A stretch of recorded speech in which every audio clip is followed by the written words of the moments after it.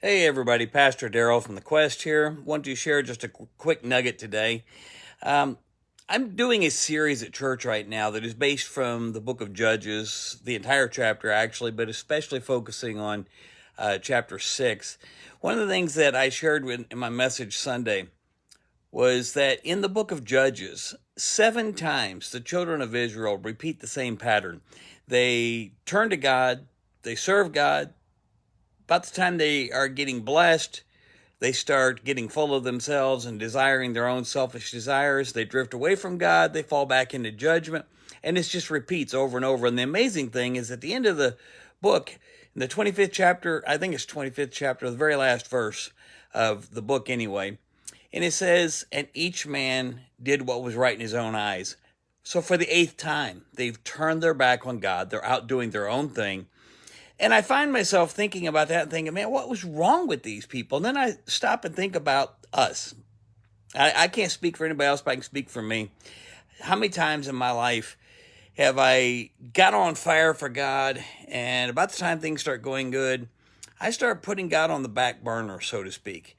And so many people do that. And I think about, I've lived in the community where I'm at now for over 17 years. Gotten to be known and pastored a lot of people here, even though they're not at the church where I'm at right now. But I think of one particular individual. Every time this person gets in a bind, gets in a situation, or is in trouble of some sort, needs help, they come calling, not for me to help, but for me to get hold of God for them. And then they start talking about they're going to come back to church. And sometimes they've come back to church. But then about the time things start going good again, this person just drifts back out there doing their own thing again, forgetting all about God. And I'm not trying to criticize that person because I just told you it's in the Bible. The entire nation of Israel did it over and over. The point is, we've got to get determined that we want God more than anything. I was thinking about this, and this chapter and verse came up to mind. In Isaiah chapter 30, it says, in Isaiah 30:15, it says, you can be saved by returning to me. You can have rest. You can be strong by standing and being quiet and by trusting me. But you don't want it. That's not my words. That's the Bible's words. You can be saved by returning to him.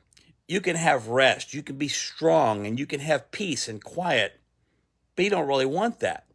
That's why we keep falling into that same cycle. That's why we keep doing the same foolish things over and over and over again, because we say that's what we want, but what we want is a lifesaver, somebody to pull us out when we're in trouble.